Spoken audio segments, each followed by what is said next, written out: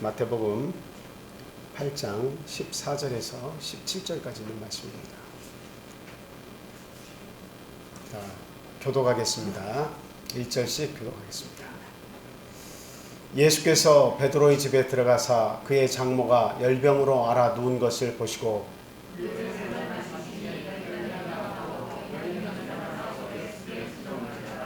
저물 때 사람들이 귀신 들린 자를 많이 데리고 예수께 오거늘 예수께서 말씀으로 귀신들을 쫓아내시고 병든 자들을 다 고치시니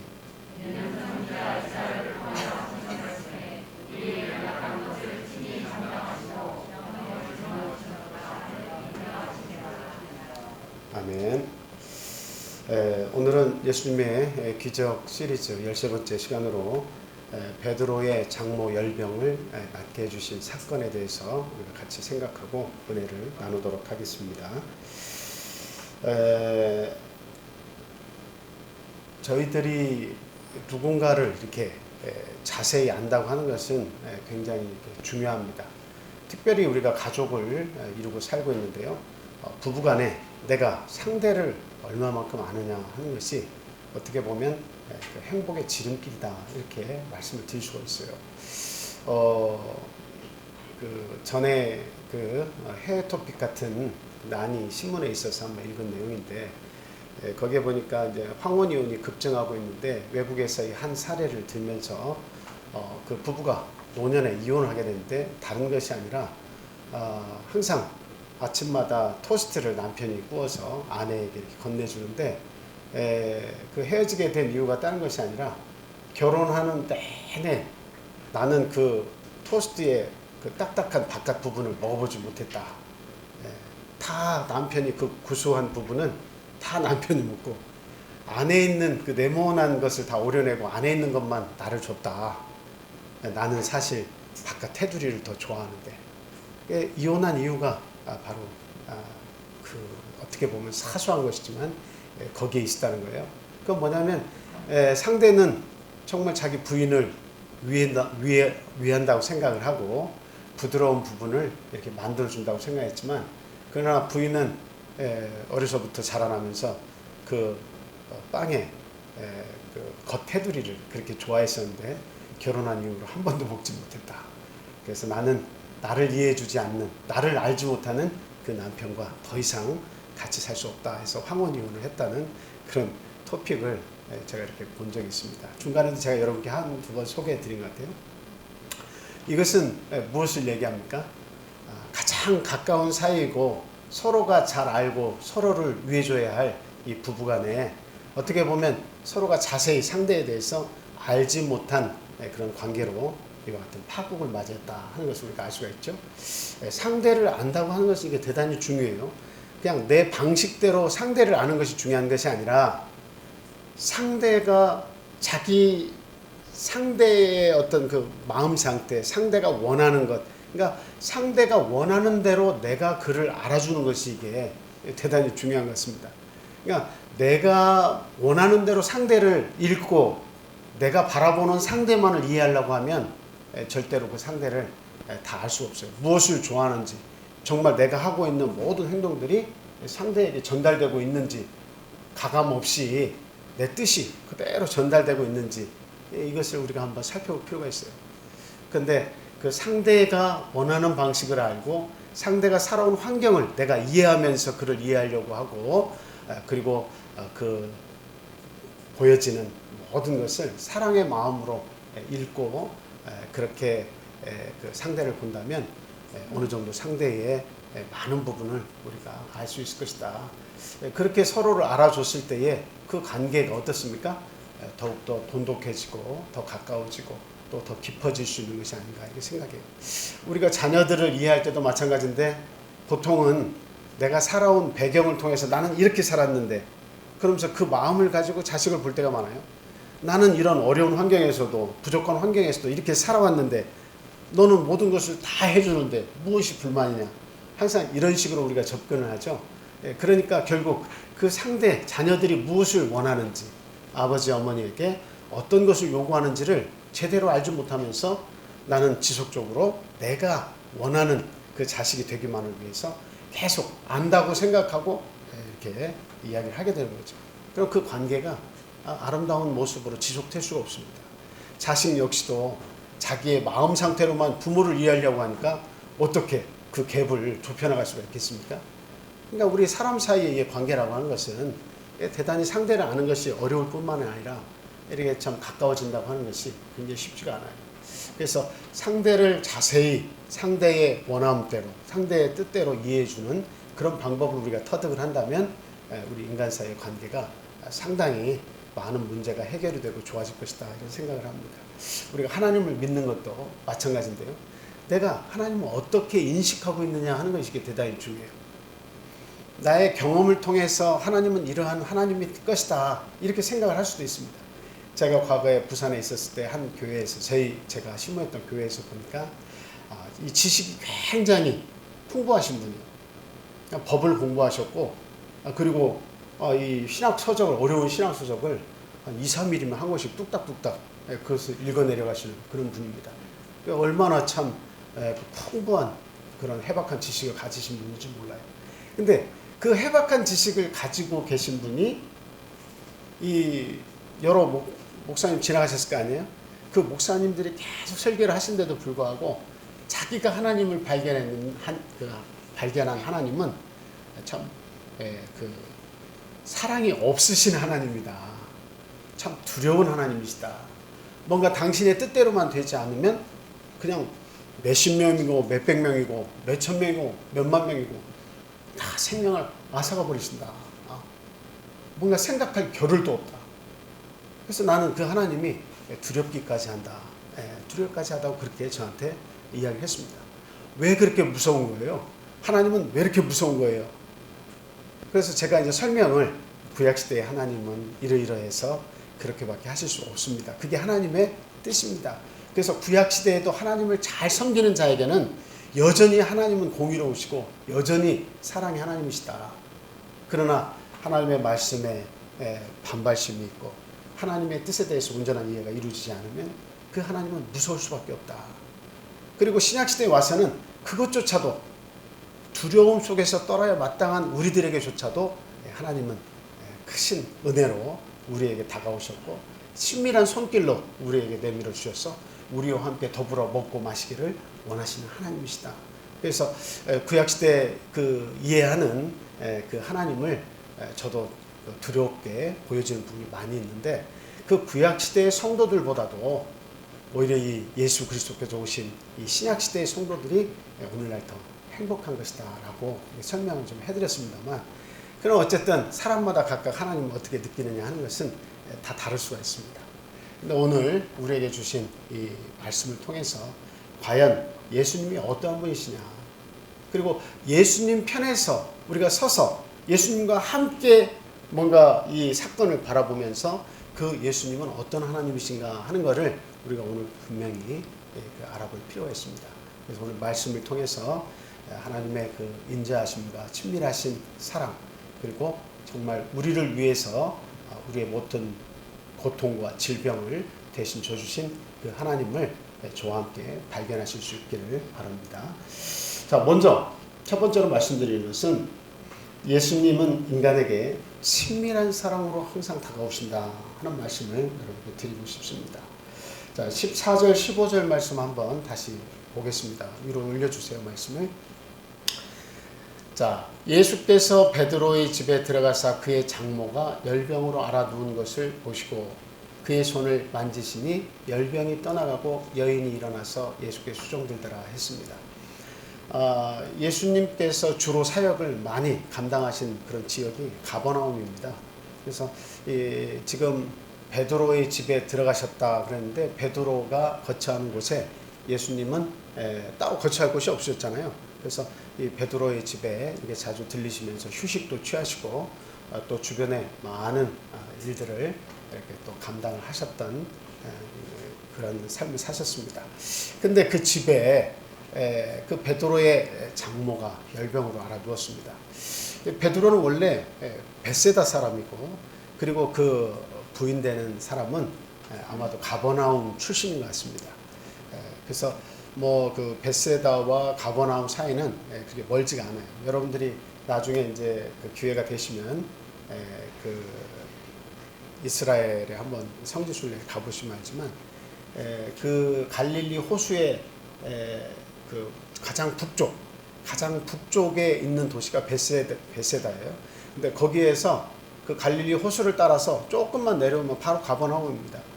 그러니까 아마 베세다 출신인 이 베드로가 가버나움 출신의 아내를 맞이해서 어떻게 거기 집을 마련해서 거기서 살았던 것 같아요. 근데 중요한 것은 그 장모가 열병으로 알아두었다라고 하는 거죠. 보통 우리가 열병하면 뭐 이게 조금 열 있다가 뭐 내리는 그런 병으로 우리가 생각할 수 있습니다만, 의사 누가복음이죠. 의사 누가는 중한 열병이라고 그렇게 표현하고 있습니다. 중한 열병, 똑같은 사건에 대해서. 그래서 오늘날로 이야기하면 고열이 나고 또 어떤 생명에 치명타를 이렇게 줄 수 있는 장티푸스, 콜레라, 말라리아, 이런 병이 아닌가 이렇게 싶습니다. 오늘날로 이야기하자면요.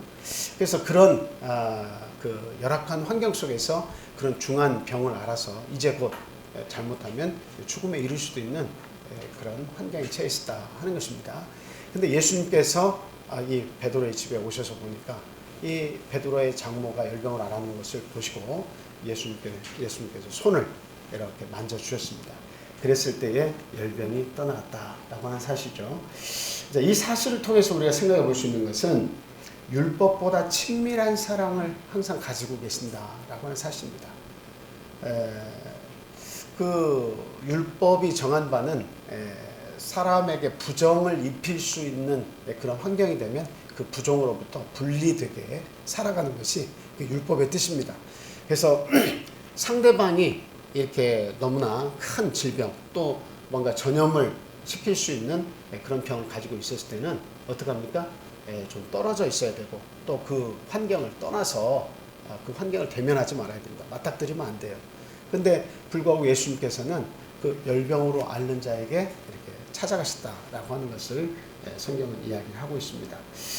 우리 예수님은 오히려 어떤 율법의 완성은 율법을 하나하나 보면서 내가 그렇게 지켜야지 해서는 결단코 그 율법을 지키기 어렵다고 그렇게 생각을 하시는 분이에요. 그래서 오히려 사랑을 통해서 그 율법이 완성된다고 전파하신 분이십니다. 그래서 진정한 사랑은 모든 법을 이룰 수가 있다 하는 거죠. 그래서 우리가 하나님에 대한 사랑, 이웃에 대한 사랑, 이것을 하나하나 실천해 가다 보면 무엇을 이룰 수 있는 겁니까? 하나님의 법을 성취할 수 있게 된다 하는 것입니다.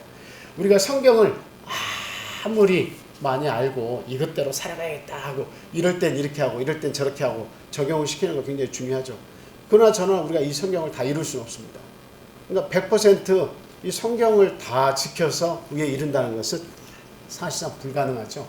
그런데 예수님께서는 이 사랑을 통해서 이 율법을 온전히 이룰 수가 있다. 그러니까 법을 하나하나 이루려고 하지 말고 무엇에 힘을 쓰라는 겁니까? 이 글자 한자 한자에 신경을 쓰기보다는 사랑을 실천해라 그렇게 이야기하고 있는 겁니다.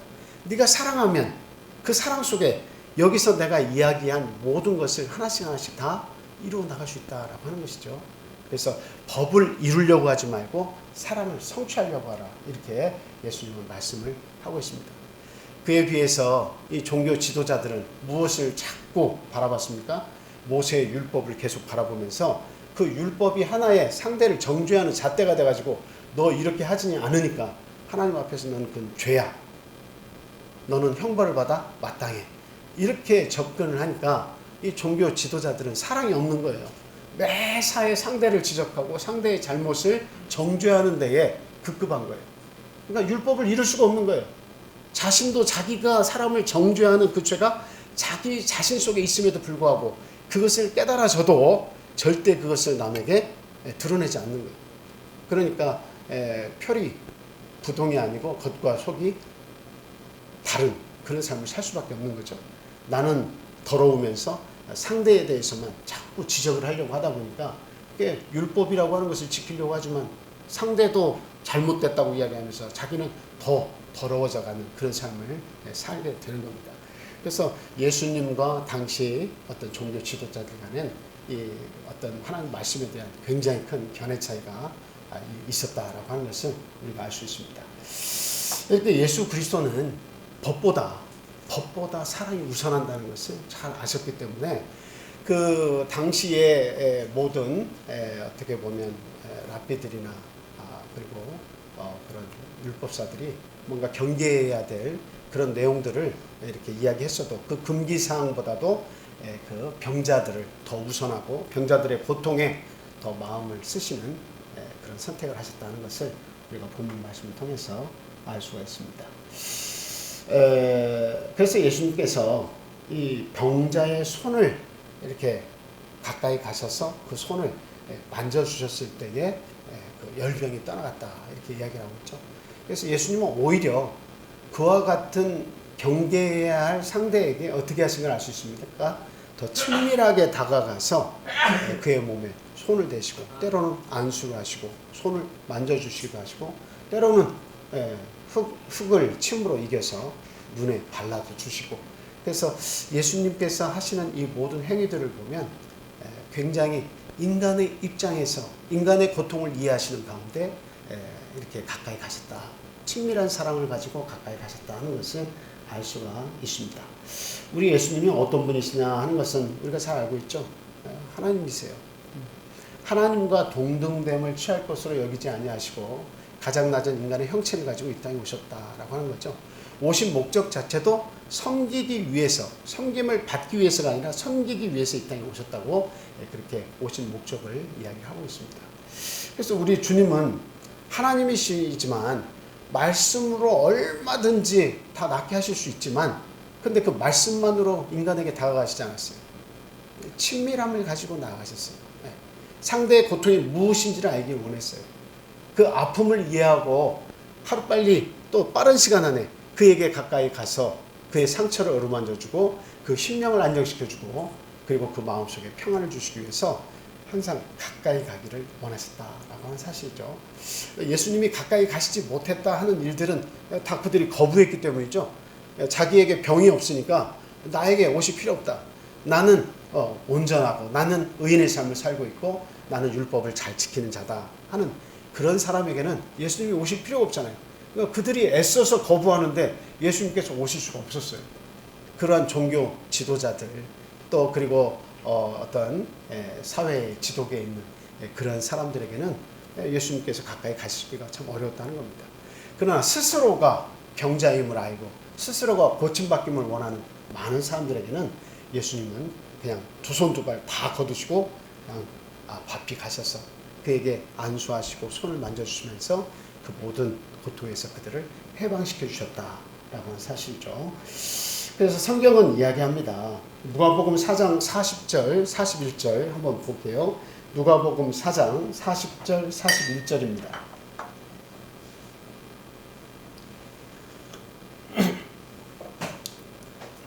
누가복음 4장 40절 41절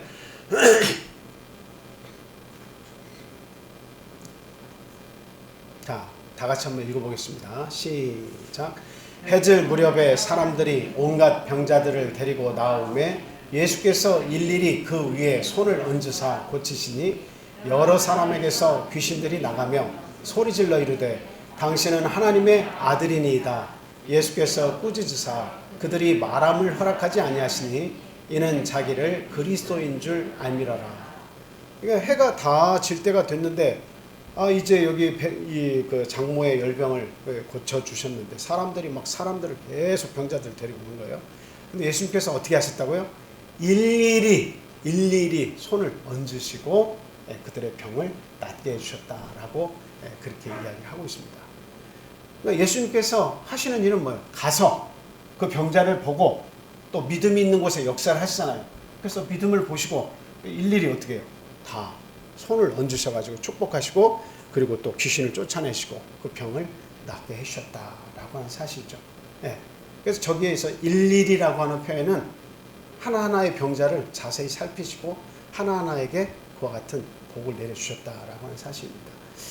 저희들이 그 백부장의 큰 믿음, 아이고 우리 집에 오시는 걸 감당 못하겠습니다.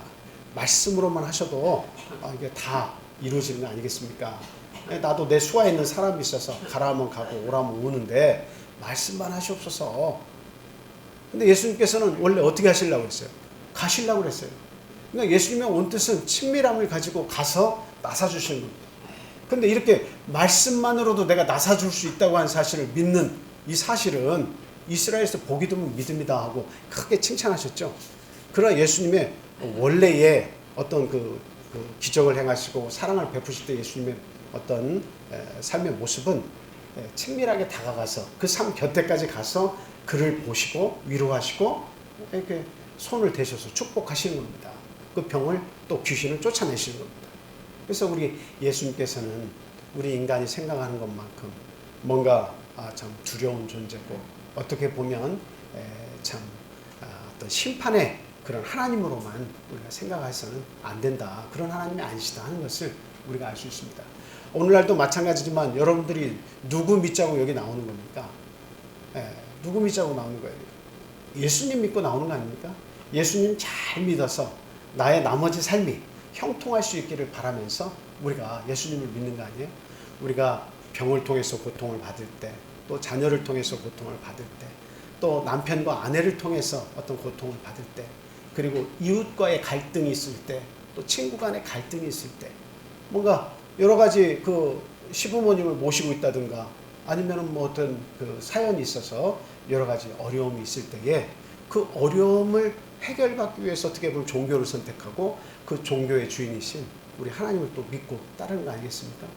그래서 우리는 이 예수님의 그 친밀함을 이해하는 것이 이게 대단히 중요합니다.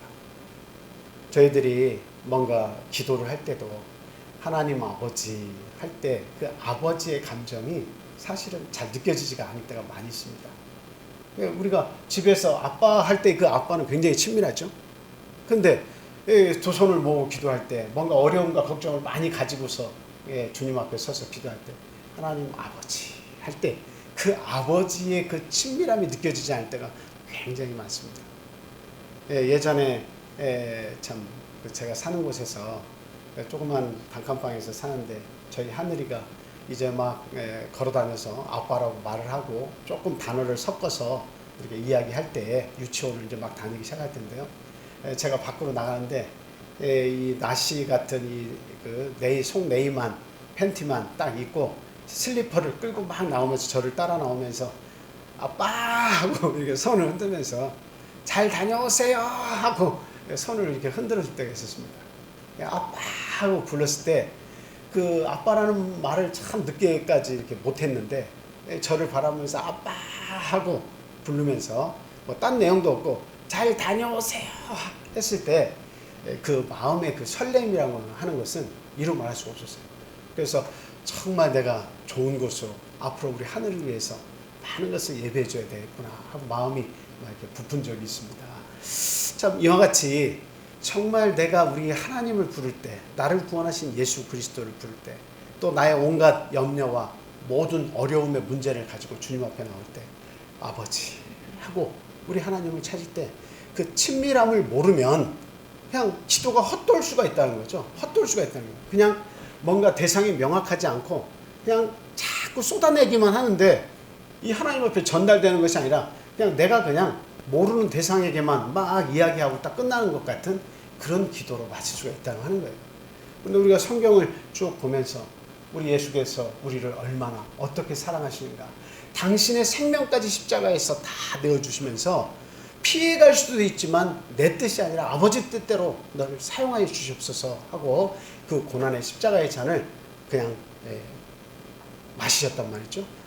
그랬을 때 그 예수님의 희생과 사랑은 도대체 누구를 위한 것이며 또 그 사랑의 깊이는 얼마나 되는 것이냐 하는 것을 우리가 생각한다면 그 모든 것은 우리들을 위한 것이며 모든 죄와 질병의 고통에서 우리를 해방시켜 주시기 위한 예수님의 선택이었다는 사실입니다. 그것을 우리가 알아야 됩니다. 그리고 그 사랑의 깊이는 이 세상에서 깨달을 수 없고 누릴 수 없는 그 큰 깊이의 사랑이라는 것을 우리가 알아야 됩니다.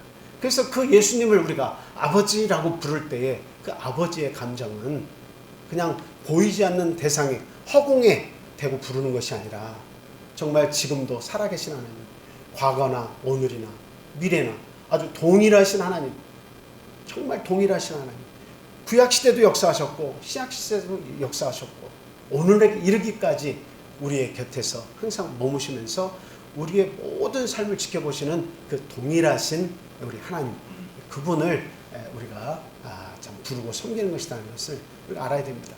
그래서 그 하나님께, 그 예수님께 우리가 아버지, 나의 이 질병을 하나님께서 아시지 않습니까? 나의 이 고통을 하나님이 아시지 않습니까? 내가 살아온 과거를 당신이 아시지 않습니까? 그리고 앞으로 살아가는 동안에 이 모든 질병에서, 모든 역경에서 싸워서 이겨낼 수 있도록 저와 항상 같이 해 주옵소서. 나도 당신과 동행하겠습니다 라는 그런 기도를 우리가 드릴 때 우리는 예수 그리스도를 통해서 힘을 얻고, 예수 그리스도는 우리의 기도를 통해서 우리의 앞날에 여러 가지 거침돌과 어려운 일들을 당신이 직접 천병으로 맨 앞에 가시면서 그런 문제들을 해결해 주실 것이다 하는 것입니다. 계시록 3장 20절 말씀 우리 같이 보겠습니다. 계시록 3장 20절 말씀입니다. 계시록 3장 20절 다 같이 읽겠습니다. 시작. 볼지어다 내가 문 밖에 서서 두드리노니 누구든지 내 음성을 듣고 문을 열면 내가 그에게로 들어가 그와 더불어 먹고 그는 나와 더불어 먹으리라. 아멘. 참 저 말씀이 참 귀한 말씀이에요. 우리 주님께서는 그냥 멀리 서서, 내가 능력의 하나님이니까 우주 어느 좌편에 계셔가지고 내가 네 기도를 이렇게 듣고 있다, 얼마든지 거리상 멀리 있어도 상관없다, 나는 하나님이시니까, 나는 하나님이니까, 이렇게 말씀하시는 것이 아니라 어디에 계시는 거예요? 저 말씀 보니까 내가 문 밖에 서서 두드린다. 그 말은 바로 너희 삶과 밀접한 곳에 내가 있다고 하는 것을 이야기하죠. 그리고 지금 너희들이 나에게 찾아와서 내 문을 두드리는 것이 아니라 누가 문을 두드리는 거예요? 예수님께서 날마다 찾아와서 문을 열지 않는 너희들을 찾아와서 어떻게 한다는 거예요? 문을 두드리시다는 거예요. 좀 마음문을 열어다오. 왜 마음문을 꼭꼭 닫아서 내가 들어가서 너와 함께 먹고 마실 수 있는 그런 삶을 살기를 원하는데 왜 네가 문을 열어서 나를 초청하지 않냐? 그래서 내가 오늘도 네 앞에서 문을 똑똑 두드리고 있다. 지금 여기에서 문을 두드린 것 같이 아주 가까운 곳에서, 아니면 그것이 내 심령의 문이라면 내 아주 가까운 곳까지 밀접하게 들어오셔서 우리의 마음문을 똑똑똑 두드리면서 이야기하시는 거예요. 야, 문 좀 열자. 우리 같이 먹고 마시자. 내가 너를 도울게. 내가 너와 항상 함께 할게. 마음문을 열어. 내가 너의 구주됨을 네가 곧 알게 될 거야. 그러면서 계속 가까이 하시기를 원하시는데 이 문을 열지 않는 사람들이 대단히 많다는 거예요. 그러니까 우리 하나님과 더불어 먹고 마시는 그 즐거움에 참여할 수가 없는 겁니다. 근데 저와 여러분들은 이렇게 안식일마다 우리 주님이 나를 똑똑 이렇게 두드리고 찾아오시기도 전에 우리 스스로가 하나님이 좋아서 이렇게 자발적으로 주님 앞에 나왔습니다. 그래서 우리는 항상 안식일마다 어떻게 해요? 주님과 더불어서 먹고 마십니다. 우리는 하늘 양식을, 우리 주님이 주시는 이 안식일에 귀한 양식을 나눌 수가 있는 겁니다. 그래서 우리의 삶은 영원히 이어지는 거예요. 영의 양식을 날마다 먹으니까 마지막 날에 주님이 구원하시는 거예요.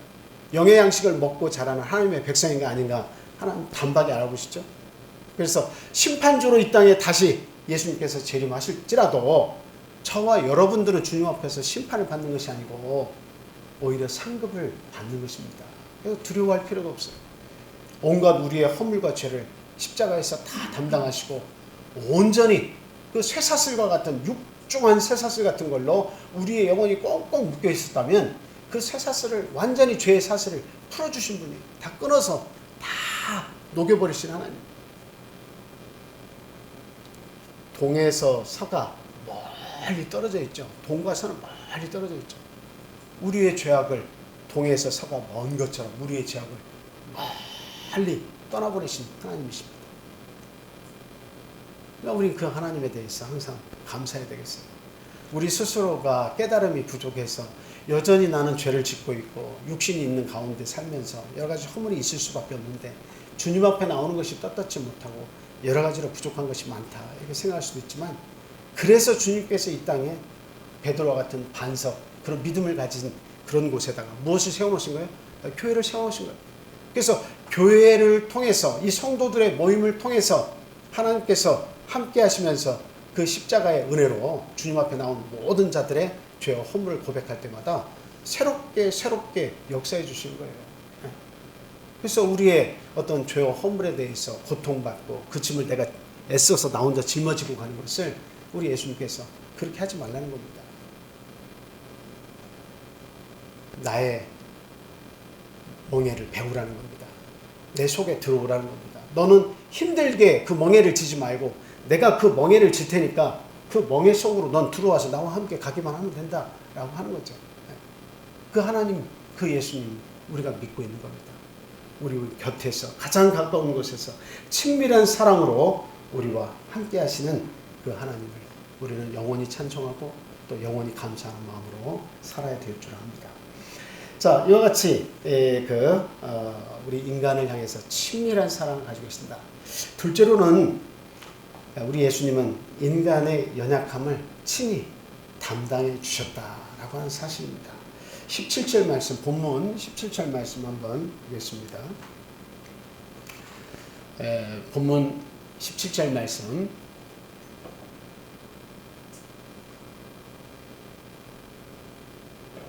마태복음 8장 17절.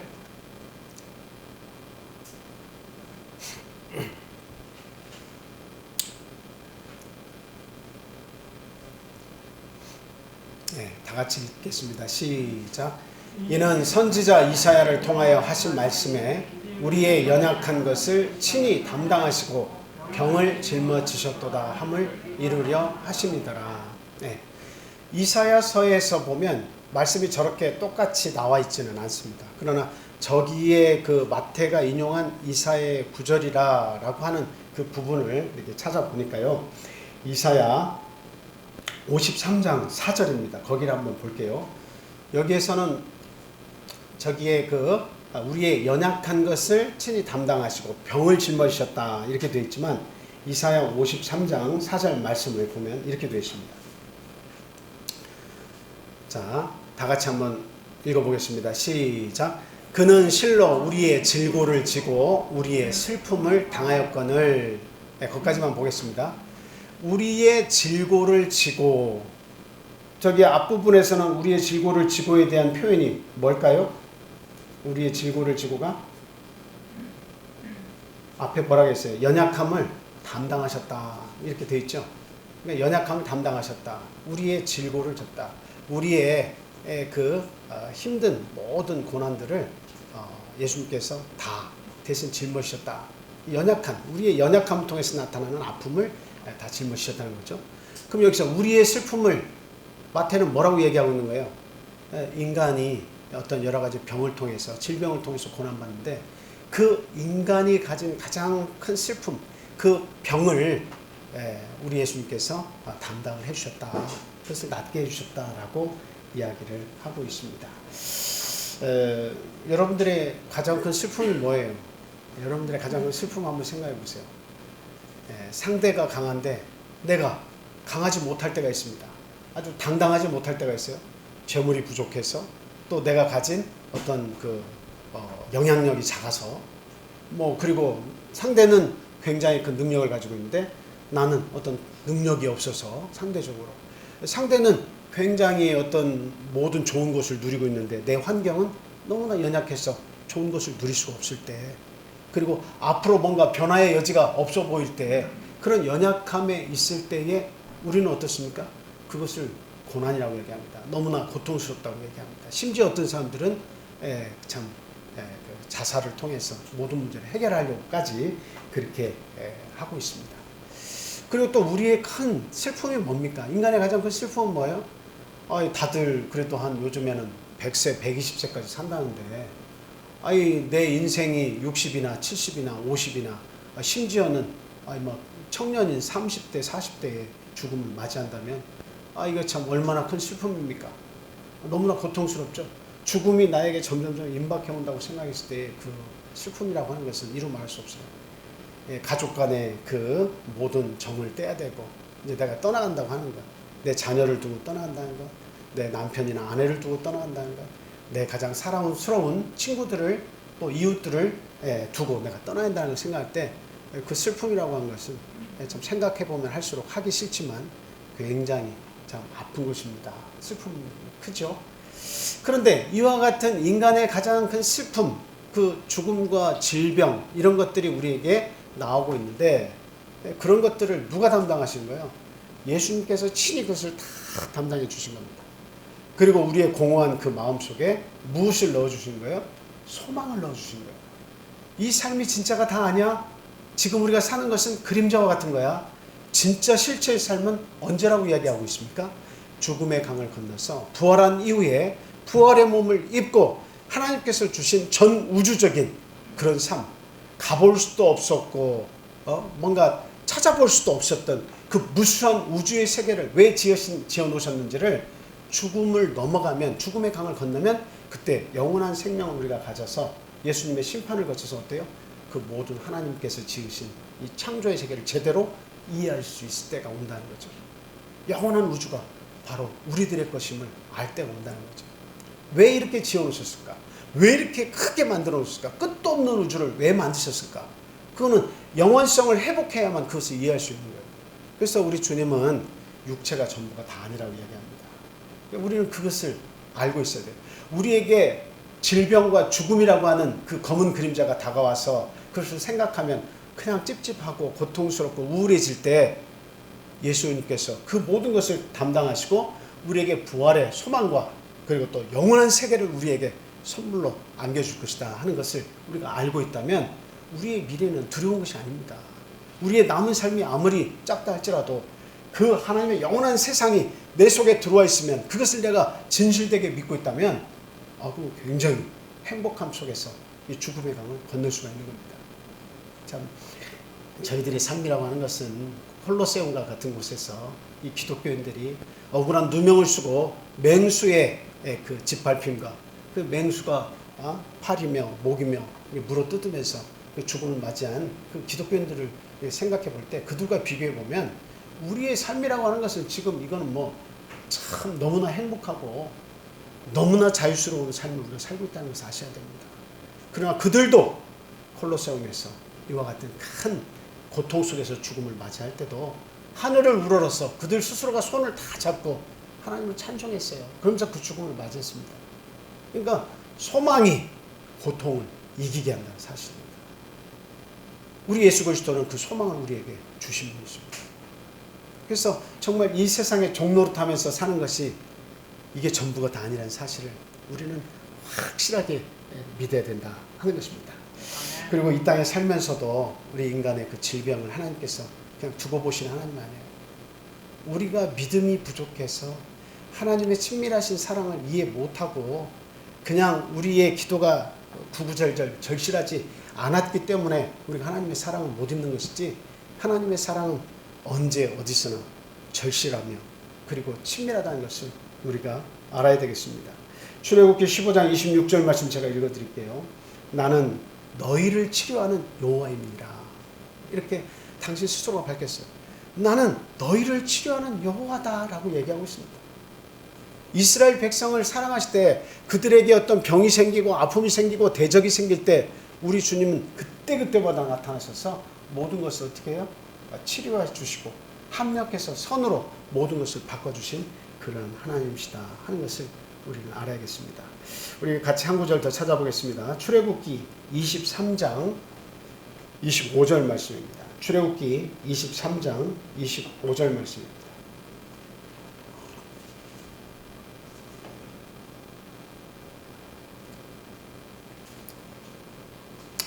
자, 다 같이 읽어보겠습니다. 시작. 내 하나님 여호와를 섬기라. 그리하면 여호와가 너희의 양식과 물에 복을 내리고 너희 중에서 병을 제하리니. 아멘. 하나님을 잘 섬기면 하나님이 뭐 주신대요?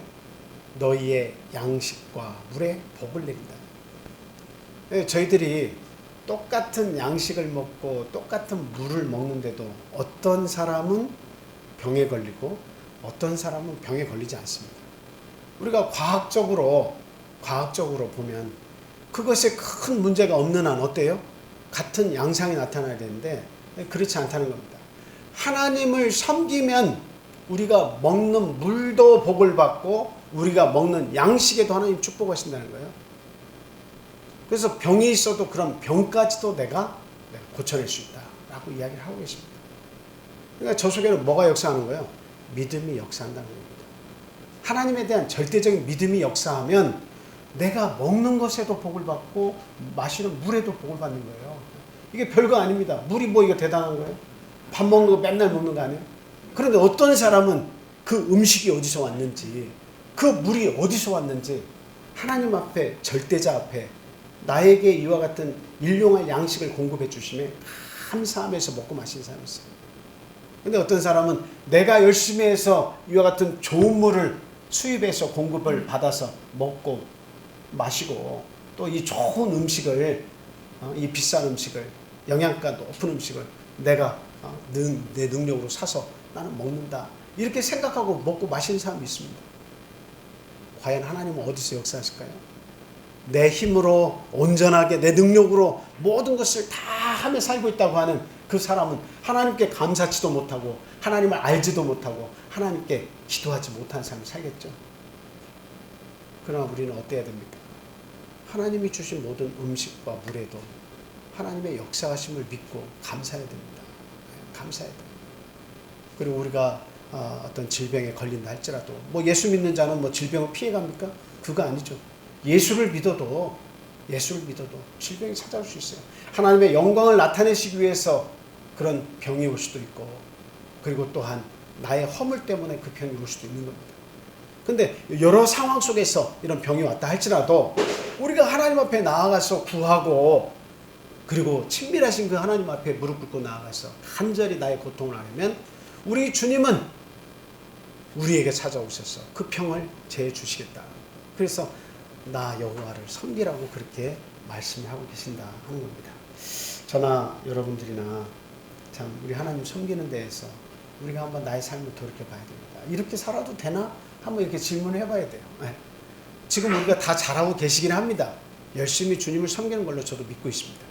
그러나 우리 스스로의 삶이 좀 더 나아지고 더 열심을 낼 수도 있는데도 불구하고 오히려 그런 믿음이 나에게 생기지 않고 때로는 더 퇴보하고 싶고 물러서서 편하게 하나님을 믿고 싶고 되도록 어려운 것은 피해가고 싶고 그리고 내 방식대로 하나님을 찾고 싶고 이렇게 쉽게 믿음 생활을 하려고 하지 않는지, 그것을 한번 우리 스스로가 돌이켜봐야 한다, 이렇게 말씀을 드립니다. 그래서 하나님을 섬기는 일은 참 끝도 없는 것입니다. 우리가 정말 하나님을 사랑하면 그를 위해서 못할 것이 없지요. 여러분들이 여러분의 그 남편을 만나고 아내를 만나서 뭔가 내가 참 우리 가정을 위해서 또 내 남편과 내 아내를 위해서 나 이렇게 열심히 살아야지 할 때를 한번 생각해 보세요. 그때가 피크였다면 한번 생각을 해보세요. 얼마만큼 내가 상대를 사랑했는가 하는 것을 잘 생각해 보세요. 그래서 상대를 정말 사랑하고 신뢰하면 그냥 나의 모든 것을 왕창 다 주고 싶은 거예요. 근데 사랑을 덜하면 계산하게 된다는 거예요. 아이고 오늘 저녁을 지난번에 내가 계산했으니까 이 상대 데이트하는 상대가 오늘 밥값을 냈으면 좋겠는데 아주 사소한 밥 한 끼조차도 계산을 해야 되는 거예요. 사랑이 많아지면 계산이 없는데 사랑이 적으면 계산이 되는 거예요. 오늘날 우리 예수를 믿는데도 예수님에 대한 사랑을 깨우치지 못하면 자꾸 계산하게 됩니다. 내가 이렇게 손해보면서까지 하나님 믿어야 되겠는가? 우리 내 자녀들을 희생시키면서까지 내가 예수님을 찾아야 되겠는가? 내가 이런 물질까지 하나님께 내가 바쳐가면서 이런 손해를 봐가면서 내가 이와 같이 하나님을 믿어야 되는 것인가? 자꾸 뭔가 계산이 되는 거예요. 하나님의 말씀이면 순종하고 아멘 하고 하면 되는 것인데 내가 하나님을 사랑하면 아멘, 하나님께서 하신 말씀이 옳습니다. 우리 주님은 공의로우십니다. 당신의 축복을 믿습니다 하고 순종하고 아멘하고 그렇게 살면 되는데 하나님에 대한 사랑이 적으면 따지기를 원하고 계산이 시작되는 거예요. 이래서 안 되고 저래서 안 되니까 그냥 쉬운 길로 가자. 오늘은 좀 쉬자. 오늘은 그냥 이렇게 편하게 살자. 이렇게 되는 겁니다. 그러한 믿음으로 살다가는 마지막에 어떤 환난이나 큰 아픔이 생겼을 때에 신앙을 떠나기가 쉽고, 그리고 하나님을 붙잡기보다는 인맥이나 아니면 재물이나 이런 세상의 어떤 그런 물질과 사람을 의지하면서 그 문제를 해결하려고 하는 그런 것들이 생기는 겁니다. 그래서 우리는 무엇보다도 하나님이 내 삶 속에서 앞서야겠다, 하나님을 가까이 하는 삶이 가장 앞서야겠다라고 하는 것을 오늘 이 시간을 통해서 분명히 깨달아야겠다 하는 것입니다. 자, 이렇게 예수님께서는 인간의 죄와 사망의 그 짐을 대신 져주셨습니다. 그리고 우리 본문 말씀에서도 보니까 각종 병든 자가 찾아왔을 때에 그들을 예수님이 다 응대하시면서 낫게 해주셨죠. 그리고 이 귀신 들린 자들, 그 죄로 인해서 또 어떤 아픔을 통해서 귀신이 들어와서 그 몸에 역사하는 그런 자들도 많이 데리고 왔을 때 다 주님께서 그들을 해방시켜 주셨다, 그 고통에서 해방시켜 주셨다 하는 것을 우리가 볼 수 있습니다. 자, 얼마나 우리가 연약한 존재인가, 그것을 우리가 알아야 됩니다. 나는 얼마나 연약한 존재인가, 그리고 또한 얼마나 예수님을 필요로 하는 존재인가 하는 것을 알아야 됩니다. 그러니까 내가 스스로 강하다고 생각하는 사람은 예수님을 그렇게 필요로 하지 않습니다. 내가 이 세상에서 하나님 도와주시지 않아도 내가 넉넉히 살 수 있어요. 하나님의 도움의 손길이 없어도 나는 내 자녀들의 건강과 내 자녀들의 미래를 내가 책임질 수 있습니다. 그리고 하나님의 도움 없어도 나는 이 직장에서 내 나이가 다 찰 때까지, 정년이 찰 때까지 나는 끄떡없이 살 수 있어요. 나의 건강 내가 지킬 수 있어요. 이런 사람에게는 예수 그리스도가 그렇게 필요하지 않겠죠? 예수님이 뭐 계시나 안 계시나 별 필요가 없습니다. 의미가 없어요. 그러나 내가 연약하다 하는 것을 아는 사람은 예수님이 얼마나 필요한가 하는 것을 알 수 있게 됩니다. 그래서 저나 여러분들은 예수님이 필요한 사람들이라는 것을 다 인식하고 같이 나온 사람들이에요. 여러분이 가지고 있는 그 연약함이라고 하는 것, 질병, 마음의 염려, 죄와 허물로 마음이 불안하죠. 그리고 각종 알지 못하는 두려움들이 엄습을 갑자기 할 때가 굉장히 많습니다. 또한 우리가 가진 물질을 통해서 만족하지 못할 때, 오히려 고통스러울 때도 굉장히 많이 있습니다. 이러한 연약함을 가지고 있는 우리들이 예수 그리스도를 부르지 않는다면, 예수님이 내 곁에 계시지 않는다면 어떻게 그 나약함 속에서 이겨낼 수 있을 것인가 하는 것을 생각해 봐야 돼요. 그래서 오늘날 이 시간에 여기 예수님께서 베드로의 장모님의 그 중한 열병만 고쳐주셨다 이렇게 생각하는데 의미가 있는 것이 아닙니다. 그 기적을 이루셨다는 것은 그때의 예수님이 오늘날 내가 믿고 있는 예수님이라는 사실을 알아야 되는 거예요. 그래서 나는 그 예수님께 내가 오늘날 기도하고 있다라고 하는 거죠. 내가 아버지라고 얘기하고 있는 그 하나님이 바로 이 고통의 모든 질병을 십자가에서 짊어지고 하신 그 예수님 당신이시다 하는 것을 우리가 알아야 된다는 거예요. 그랬을 때 우리의 삶은 어떻게 해요? 좀 더 밝아지겠죠? 좀 더 힘이 생기겠죠? 그리고 내 믿음이 분명해질 줄 믿습니다. 내 믿음이 지금 너무너무 연약해가지고 그냥 갈팡질팡할 때가 너무 많아요. 어떨 때는 믿음이 있는 것 같고 어떨 때는 믿음이 없는 것 같고 뭔가 믿음으로 해결하지 못할 때 당황하는 순간이 찾아와서 그냥 어찌할 바를 모를 때가 많이 있습니다. 그런데 이제부터는 어떻게 해야 돼요? 항상 우리 가장 가까운 곳에서 마음을 똑똑똑 하고 찾아와 계시는, 언제라도 부르면 나 여기 있어 라고 대답하실 그 예수님을 우리는 간절히 소망하면서 그의 손을 붙잡고 그리고 그와 영원토록 함께 해야 되겠다 하는 그런 말씀을 드립니다. 예수님의 몸된 교회에서 섬기는 삶을 사는 것이 바로 예수님과 동행하는 삶이다 하는 것을 우리는 분명히 알아야 되겠습니다.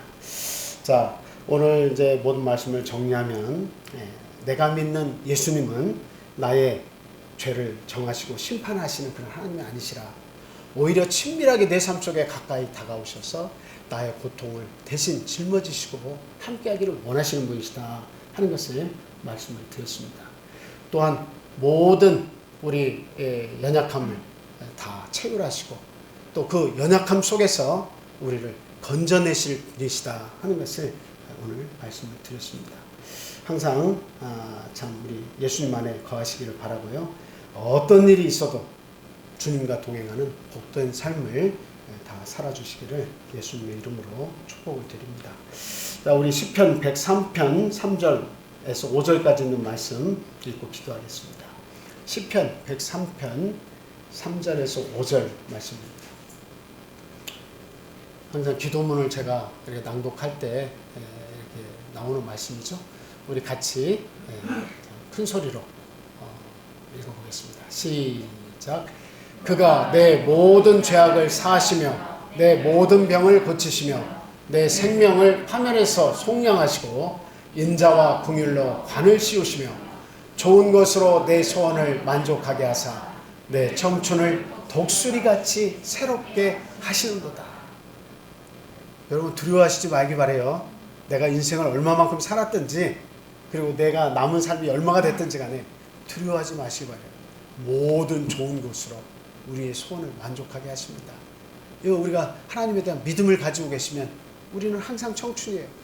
그리고 죽음의 강이 찾아와도 그 뒤에는 더 좋은 것으로 하나님께서 예비하고 계심을 우리는 믿음으로 분명히 믿고 살아있을 때나 하나님을 떠나 있을 때나 죽음의 강을 건널 때나 우리는 그리스도 안에 머물러 있다는 사실로 우리는 만족감과 기쁨을 누려야 되겠습니다.